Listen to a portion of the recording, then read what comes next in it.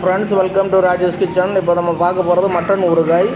நல்லெண்ணெய், மட்டன், நல்லெண்ணெயில் மட்டனை போடுறோம். இது நல்லா ஃப்ரை பண்ணி எடுக்கணும். இஞ்சி, பூடு, கடுகு, ஜீரகம், வத்தல் மிளகு, சுத்தமான நல்லெண்ணெய். இது இஞ்சி பூடு பேஸ்ட்டு அடித்து நம்ம இதில் நல்லெண்ணெய் ஊற்றி இதில் ஃப்ரை பண்ணணும். ஜீரகம், கடுகு, பூடு எல்லாமே இதில் போட்டு, இஞ்சி, வத்தல் மிளகு இது போடும்போது அந்த ஜாரில் அடித்து வச்ச அந்த இஞ்சி பூடு பேஸ்ட்டையும் நம்ம போட்டுறோம். இதில் நல்லா செக்கச்செவேர்னு அதை வற்ற வச்சு எடுக்கணும். அடி பிடிக்கக்கூடாது.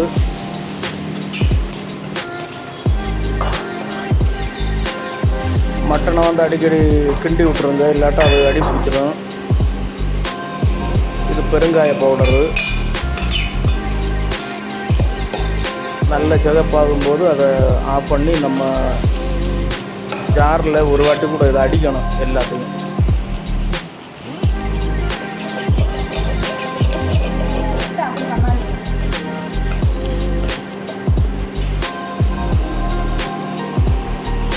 இப்போ ஆகிற பருவத்தில் இருக்குது. மட்டன் அடிக்கடி கலரை விட்டுருங்க, சிம்மில் வைங்க, இல்லாட்டா மட்டன் நல்ல இதாக சிகப்பாகக்கூடாது. சிகப்பான டேஸ்ட் இருக்காது.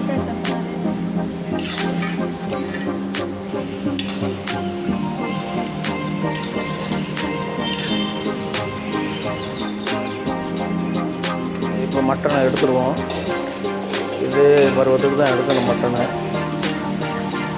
இது நம்ம இப்போ எண்ணெயில் போட்டு எடுத்து அந்த இதெல்லாம் ஜாரில் அடித்து வச்சுருக்கோம். இதில் மஞ்சள் தூள், வீட்டில் நம்ம மேக் பண்ண மசாலா போட்டு தான் இதை ரெடி பண்ணணும். மிளகாய்த்தூள், இந்த இது மல்லி பவுட்ரு அப்படியெல்லாம் போடுவாங்க. மஞ்சள் தூள் அதெல்லாம் கிடையாது. இது வீட்டில் மேக் பண்ணது. இப்போ ஜாரில் இந்த மிக்ஸ் பண்ணது இதில் போட்டு நம்ம ஃப்ரை பண்ணணும்.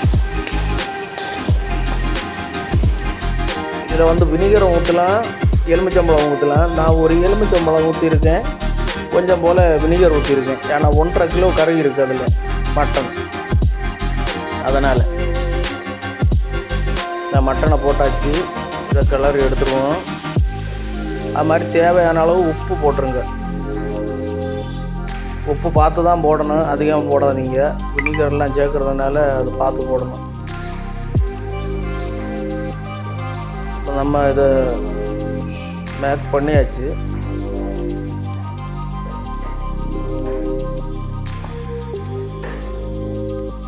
இந்த மசால் சிகப்பாகிற வரைக்கும் இதை நீங்கள் இது பண்ணணும். இது உப்பு ஊற்றணும். இப்போ இது நல்லா ஆற வச்சு தான் வினிகரை ஊற்றணும்.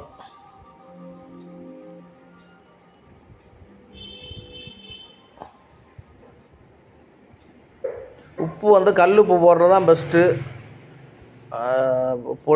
பவுடர் உப்பு போடாதீங்க. கல் உப்பு போட்டு அதை லேசாக இது பண்ணுங்க. இது ஃபுல்லாக மேக் பண்ணதுக்கப்புறம் நான் பிளேட்டில் எடுத்து அவ்வளோதான் ஃப்ரெண்ட்ஸ். இது மட்டன் ஊறுகாய் ரெடி.